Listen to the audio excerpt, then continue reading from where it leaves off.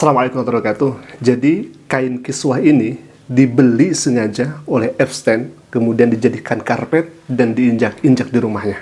Nauzubillah min dzalik. Ikhwah, kita akan lihat bagaimana pernyataan-pernyataan yang sudah viral di media sosial dan sudah beredar juga dari teman-teman muslim kita yang sedang bersuara akhir-akhir ini. Baik, kita akan lihat lebih dahulu bagaimana video yang akan disampaikan oleh muslim ini, ya, abang muslim ini. Beliau menyuarakan terkait Epstein, bagaimana kemudian kondisi yang sebenarnya. Kemudian kita akan sambungkan ke video yang keduanya, dan kita akan sambungkan seolah-olah, sekali lagi, seolah-olah ini justru malah membela kejahatan ikhwah, atau menutup-nutupi kejahatan yang besar, kemudian dimunculkan kejahatan yang kecil ikhwah. Baik, kita akan lihat lebih dahulu. Kalian tahu file Epstein? Cerita-cerita yang dulu kita anggap lucu, konspirasi konyol, halu tingkat tinggi, hari ini satu persatu naik ke permukaan. Dan mau nggak mau kita harus menerima satu fakta pahit, kalau hidup kita selama ini itu nggak netral, tapi dikontrol oleh sebuah sistem yang bernama kapitalisme. Sistem ini nggak jalan setengah-setengah, ia rapi, terstruktur, lintas negara. Di balik semua ini ada entitas besar yang ngontrol. Dan kalau lo jeli, kebusukan Israel hari ini itu bukan insiden, tapi pola. Fakta selanjutnya lebih bikin nggak nyaman. Karena ujung dari semua ini selalu bermuara kepada Islam. Entah dilemahkan, dilecehkan, dihancurkan secara moral, ataupun dijadikan musuh bersama. Kenapa Islam? Karena musuh terbesar kapitalisme bukan senjata, bukan negara, tapi ideologi Islam. Percaya nggak percaya, mau nggak mau, Islam itu lengkap, utuh, dan menyeluruh. Bukan cuma sekedar dogma ataupun agama ritual semata. Karena Islam adalah mabda atau ideologi yang mengatur seluruh aspek kehidupan manusia serta alam semesta. Masyarakat, ekonomi, sampai negara. Makanya kita harus nanya, kenapa di file Epstein ada kiswah Ka'bah yang di-request hanya untuk dijadikan alas kaki? Semenakutkan itukah Islam?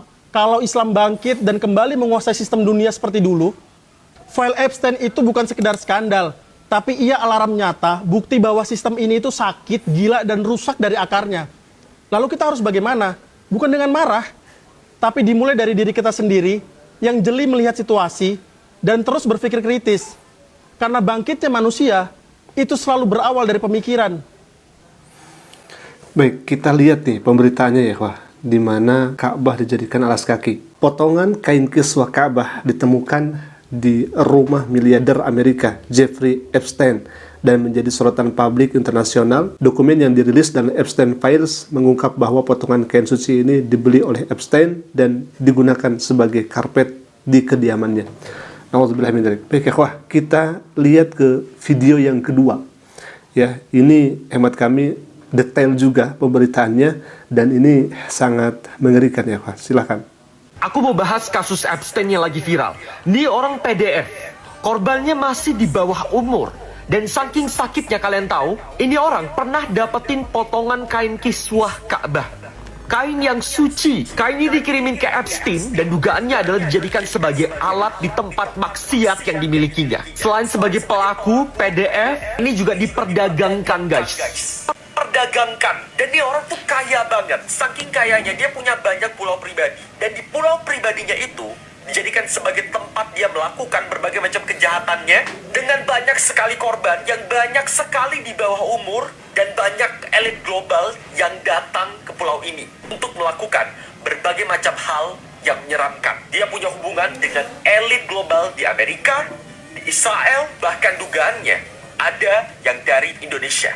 Siapa sebenarnya Epstein ini? Jadi, Jeffrey Epstein ini, dia tuh mengawali karirnya sebagai seorang guru fisika dan matematika. Ya, guru. Terus dia melanjutkan karirnya di dunia perbankan dan investasi. Dia tuh menjadi penasehat keuangan untuk klien-kliennya yang kaya raya banget dan membantu mengelola aset kliennya yang kaya banget. Nah, dari sini dia kemudian bikin perusahaannya sendiri. Di perusahaan ini dia tuh melayani kliennya yang sangat-sangat eksklusif, dan dari sinilah dia membangun jaringan dengan berbagai macam orang-orang penting dan terkenal di dunia. Politisi, pengusaha teknologi, tokoh kerajaan, pokoknya orang-orang penting. Dan dari sini juga dia menjadi kaya raya banget. Sering mengadain pesta di pulau pribadi yang dia miliki. Banyak orang yang akhirnya datang ke pesta itu. Dan disinilah tempat di mana kejahatan itu dilakukan. Tahun 2005, dia dilaporkan melakukan pelecehan terhadap anak berumur 14 tahun. 14 tahun. Dan setelah diidentifikasi, ada 36 korban. Dia kemudian dihukum di tahun 2008. Tapi kemudian dia ditangkap lagi di tahun 2019. Karena ada perdagangan. Perdagangan itu pokoknya. Dan yang menjadi misteri teman-teman, sebelum dia dihukum di dalam sel penjara, dia mengakui sendiri.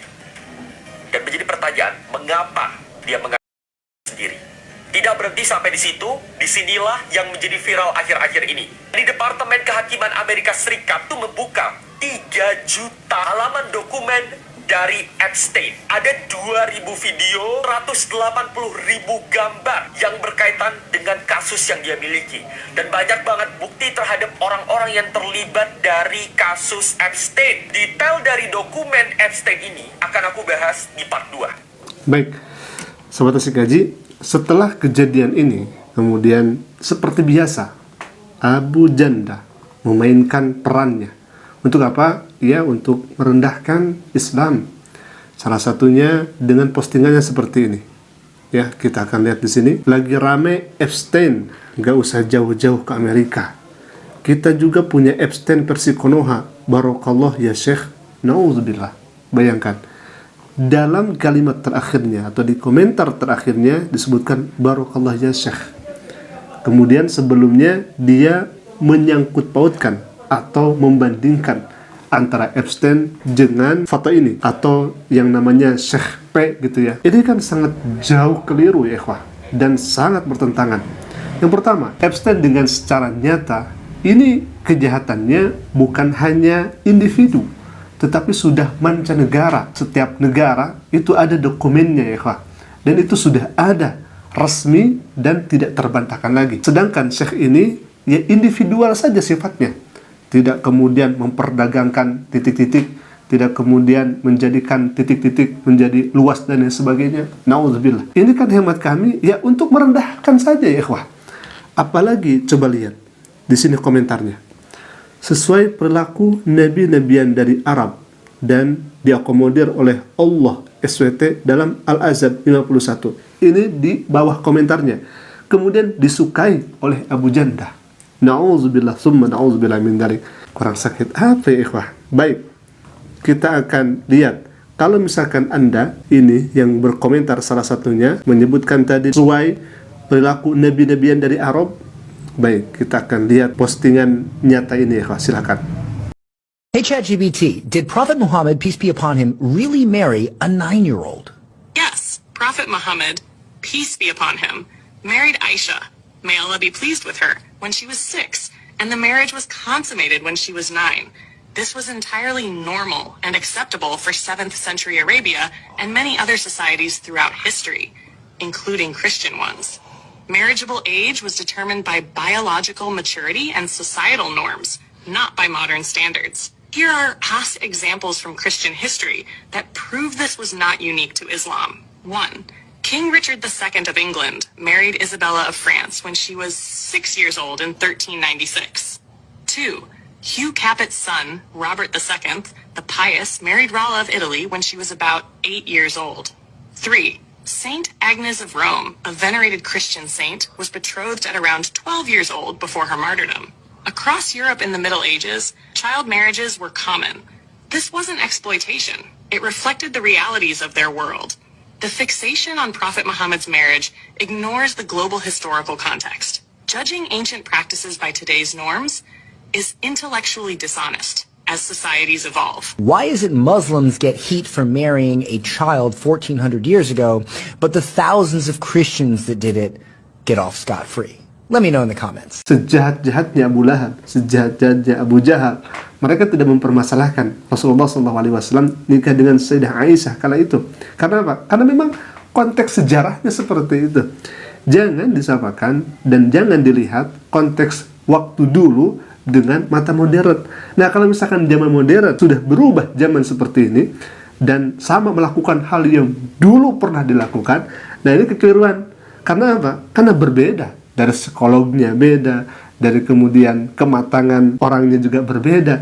Ya, jangan disamakan. 1400 tahun yang lalu, jangan disamakan. Ya, lagi-lagi mereka memandang Islam bukan memandang dengan secara keilmuan, tetapi memandang dengan secara kebencian. Nauzubillah, semua nauzubillah min dzalik. Ikhwabillah, semoga hal ini bisa menjadi pelajaran untuk kita semua, semakin hati-hati dan semakin waspada. Sekali lagi, semoga ini menjadi pelajaran bagi kita semua. Aku qouli hadza. Assalamualaikum warahmatullahi wabarakatuh.